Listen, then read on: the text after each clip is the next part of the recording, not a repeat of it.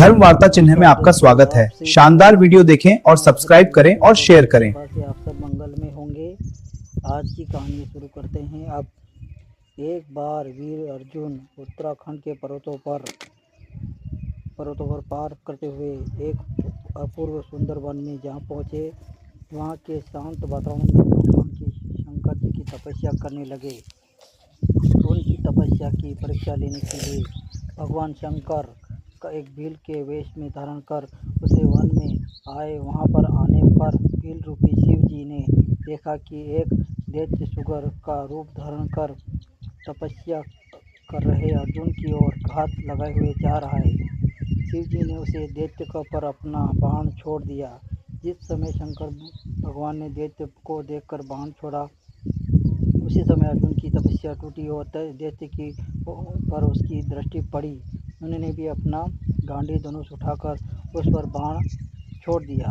शंकर और दैत्य के दोनों बाण एक साथ लगे, उसके प्राण निकल गए और उस दैत्य शुगर के मर जाने पर भील रूपी शिव जी और अर्जुन दोनों ही उस शुगर के पास अपने अपने बाण से मारे जाने का दावा करने लगे।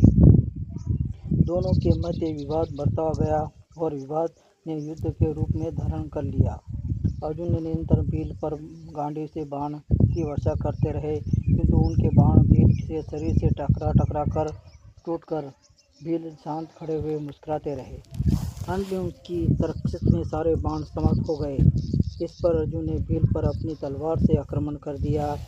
अर्जुन की तलवार भी भील के शरीर से टकराकर दो टुकड़े हो गई। तब अर्जुन की क्रोधित होकर भील से मल्ल युद्ध करने लगे। मल्ल युद्ध में भी अर्जुन भील के एक प्रहार से मूर्छित हो गए। थोड़ी देर पश्चात जब अर्जुन की मूर्छा टूटी तो उन्होंने देखा कि भील वहीं खड़े मुस्कुरा रहे हैं। भील की शक्ति देखकर अर्जुन को अत्यंत आश्चर्य हुआ और उन्होंने भील को मारने की शक्ति प्राप्त करने के लिए शिव मूर्ति पर पुष्पांजलि डाली, किंतु अर्जुन ने देखा कि वह माला शिव मूर्ति पर पड़ने के स्थान पर भील के कंठ में चली गई। इससे अर्जुन समझ गए भगवान शंकर ही भील का रूप धारण करके वहाँ उपस्थित हुए हैं। अर्जुन शंकर जी के चरणों में गिर पड़े और भगवान शंकर ने अपना असली रूप धारण कर लिया। अर्जुन से कहा, हे अर्जुन, मैं तुम्हारी तपस्या और पराक्रम से अति प्रसन्न हूँ और तुम्हें पाशुपत प्रदान करने आया हूँ। भगवान शंकर अर्जुन ने पाशुपत प्रदान अत्यंत धर्मी होकर गया है।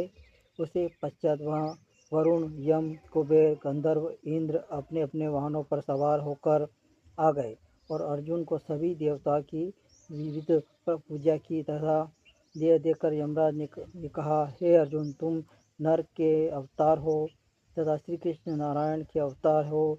तुम दोनों मिलकर अब पृथ्वी का भार हल्का करो। इस प्रकार सभी देवता ने अर्जुन को आशीर्वाद और भिन्न भिन्न प्रकार के दिव्य अलौकिक अस्त्र शस्त्र प्रदान कर अपने अपने लोक को चले गए।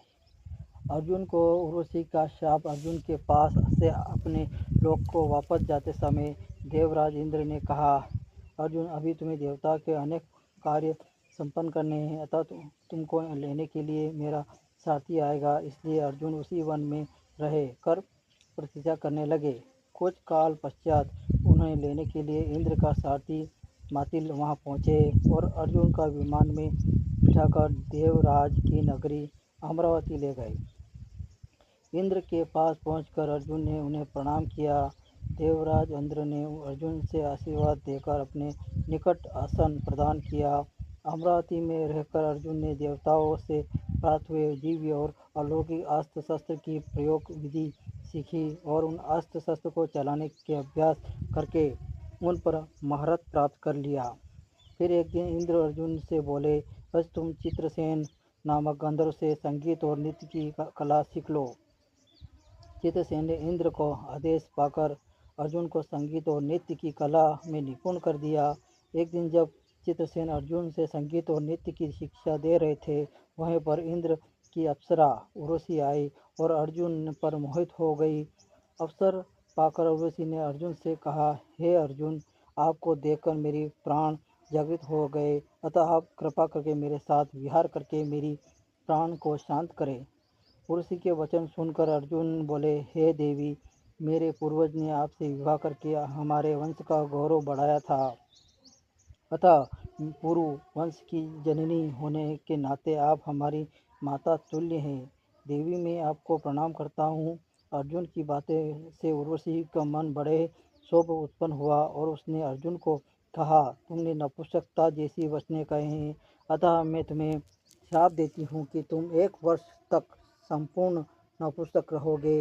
इतना कहकर वो वहाँ से चली गई। जब इंद्र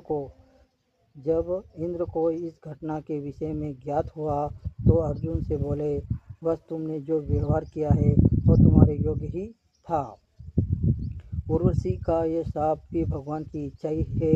यह शाप तुम्हारे अज्ञातवास के समय काम आएगा। अपने 1 वर्ष के अज्ञातवास के समय तुम पुरोहित हित रहोगे और 1 वर्ष खत्म होने के बाद तुम वापिस पूर्ण पुरुष बन जाओगे। अब बाकी की कहानी हम कल सुनेंगे जयद्रथ की दुर्गति के बारे में। जय श्री राम।